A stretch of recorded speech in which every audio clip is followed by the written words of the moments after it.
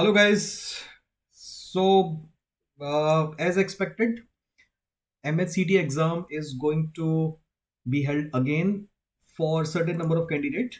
जैसा हमने उम्मीद की थी कि कुछ सेंटर पे टेक्निकल ग्लिचेस हुए हैं और कुछ लोगों को स्लॉट वन में एक्स्ट्रा टाइम मिला है. सो एज एक्सपेक्टेड मैंने ये इनिशियली भी बोला था कि डेफिनेटली द री-टेस्ट और re-examination of the candidates, those who could not complete because of any reason, the MHCT is going to happen again. So this might be a good thing for those who definitely could not complete their paper or those who did not even well in the paper. आपको एक और opportunity मिली है paper में reappear होने की और उस paper को दोबारा ढंग से देने की. आप दे सकते हो. अभी हम ये सब चीजें डिस्कस करेंगे इसके बारे में. लेकिन कुछ लोग जिनका बेड लक ही खराब है जैसे हम बोलते हैं, जिनको 180 मिनट मिल गए थे, नाउ उनका पेपर हो चुका है नल एंड वाइट. तो उनके लिए थोड़ा बुरा है. लेकिन कुछ बच्चे जिनका पेपर नहीं हो पाया या जिनका पेपर अच्छा नहीं हुआ, उनके लिए रीटेस्ट इज ए बून. तो it's kind of mix feelings. Certain people are happy, certain people are sad, but it is again not in your hands. तो वो आपको एग्जाम देना ही पड़ेगा अगर आप MSCT के थ्रू एडमिशन लेना चाहते हो तो एक बार देखते हैं क्या बोला इन लोगों ने.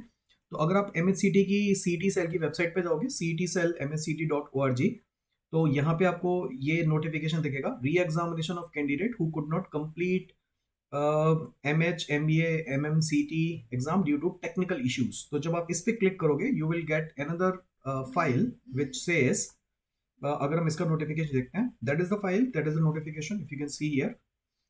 क्या बोल रहा है ये बोल रहा है re examination of candidate who could not complete MAH MBA MMS CET due to technical issues within mandatory examination time and wish to reappear. Now this is the line, wish to reappear, and of those candidate other than PWD candidate who got examination time of 180 minute instead of mandatory 150 minute. तो दो तरह की condition है guys. अगर आप थोड़ा सा नीचे आओगे तो दो तरह के लोग हैं जिनको ये मौका मिल रहा है एग्जाम देने का. कुछ लोगों के लिए मैंडेटरी है, कुछ लोगों के लिए फोर्सफुल है, कुछ लोगों के लिए चॉइस है. तो एक बार देखते हैं. MBA CET was conducted on 25th and 26th of March at 191 centers in Maharashtra CET and some other state as per the schedule declared on the CET cell web portal on account of complaints received by the CET cell. तो मतलब अभी तक तो ये मानते ही नहीं थे कि हमसे कोई गलती हुई है, तो इस बार कम से कम एक्सेप्ट तो कर रहे हैं कि हमसे गलती हुई है भैया, टेक्निकल ग्लिचेस हुए हैं, यही काफी है. On account of complaint received by the CET cell about some candidates getting less than mandatory examination time due to various technical issues during the above said examination, and also some candidate other than those belonging to PW candidate getting 180 minute instead of mandatory 150 minute in the said examination. काफी सारे लोग थे, खासकर first slot में. ये जो glitches हुए guys, ये फर्स्ट स्लॉट में ज्यादा हुए. तो काफी सारे मेरे स्टूडेंट भी थे जिनको 180 मिनट मिले and they were very happy कि सर मजा आ गया, 180 मिनट मिल गए. नाउ दे आर वरीड कि सर हमें दोबारा रीअपियर होना पड़ेगा. Yes, you do not have a choice, आपको रीअपियर होना ही पड़ेगा बिकॉज जो मैंडेटरी टाइम था उससे ज्यादा आपको टाइम मिला है. आपकी गलती नहीं है, गलती उनकी है, लेकिन क्योंकि आपको एक्स्ट्रा टाइम मिला है तो ultimately you are the victim. आपको वो टेस्ट दोबारा देना ही पड़ेगा. It is not a choice, it is a forceful re-examination for you guys.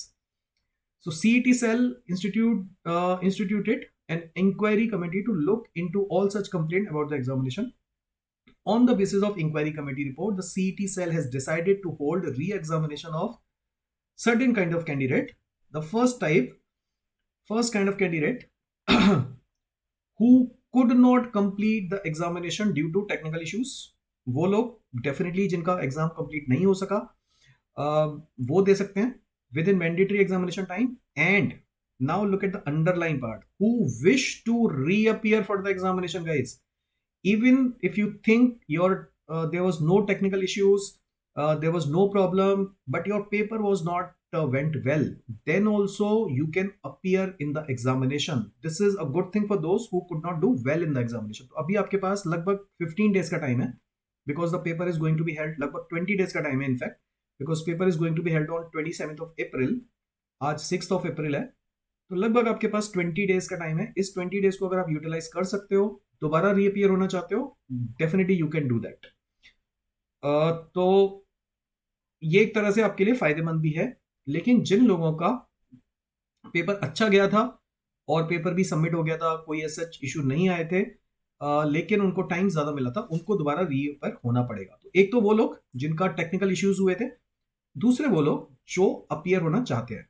ठीक है, अभी मैं ये बताऊंगा कि मार्क्स कौन से कंसीडर होंगे, वो भी इसमें लिखा हुआ है, तो जस्ट वेट। दूसरा है इसमें candidate other than those belonging to PWD category who got examination time of 180 minute instead of mandatory 150 minute. It may be noted that the earlier examination of such candidates who got examination time of 180 minutes instead of mandatory 150 minutes due to technical issues stands cancelled. आप अगर बोलोगे नहीं भैया मेरे को तो नहीं देना, मेरा तो बढ़िया हो गया paper, this is this will not be consider, your exam has been cancelled, आपको देना ही पड़ेगा, this is not your choice, this is by force re examination. So re examination of both 1 and 2 category candidates is scheduled on Thursday, 27th of April from 9 a.m. to 11:30 of a.m. The CET result of all these candidates will be declared on the basis of re-examination only. इसका मतलब आपने पहले exam कुछ भी किया हो, खराब किया हो, अच्छा किया हो, आपका वो स्कोर नल एंड वॉइड है। Once you reappear then that score is null and void, your marks will be calculated based on re-examination only. So now if you think यार मेरा पहला पेपर अच्छा नहीं हुआ है, I could do only 70-80 question, and if you reappear in the exam, तो हो सकता है वो एग्जाम अच्छा हो सकता है वो एग्जाम पहले से भी खराब हो। तो बहुत सोच समझ के डिसीजन लेना कि आपको रीअपियर करना है या नहीं करना है। अगर आपने डिसेंटली ठीक किया है और आप लालच में आके दोबारा रीअपियर हो गए कि यार दे देते हैं शायद स्कोर बढ़ जाए, और पता चला उल्टा हो गया, कम ना हो जाए स्कोर, तो अगर आपने डिसेंट अटेम्प्ट किया है, आपको लग रहा है कि ठीक है यार attempt it's not bad, it's okay, तो आई सजेस्ट कि मत दो। लेकिन अगर आपको लग रहा है कि मैं अटेम्प्ट बढ़ा सकता हूँ, अच्छा स्कोर ला सकता हूँ, तो डेफिनेटली यू शुड अपीयर, उसमें कोई बुराई नहीं है। The application for the re-examination will be made available from 6th April up to 11th of April to those candidate at cetcell.msct.org। इसमें आपको दोबारा इसकी एप्लीकेशन फॉर्म आ जाएगा जो आपको फिल करनी है, एडमिट कार्ड वगैरह सब कुछ दोबारा आएगा। हो सकता है सेंटर वही पड़े नया पड़े, वो भी अभी नहीं पता है। ठीक है, आपको ईमेल के थ्रू और एसएमएस के थ्रू नोटिफिकेशन आ जाएगा आपके सेल फोन पे। ओके, एडमिट कार्ड प्रिंट कर लेना है और सेंटर पे जाके दे देना है। तो मैं तो यही बोलूंगा कि अगर हो रहा है तो ठीक है, नहीं हो रहा है तो भी ठीक है, चिल करो, अच्छे से पढ़ाई करो, अगर देना चाहते हो बढ़िया से, ये मौका मिला है दोबारा देने का तो यूटिलाइज करो इसको। तो जो भी होता है जैसे हम बोलते हैं ना कि इसको टेक इट पॉजिटिवली, जो हो गया उसको जाने दो, आपके हाथ पे नहीं है वो चीज। ओके, तो that's all for now, 20 days है, उस 20 डेज को यूटिलाइज करो। Good luck guys, that's all from my side. Those who want to appear they can, otherwise अगर आपने ठीक ठाक किया है तो जरूरत नहीं है आपको देने की। बाय।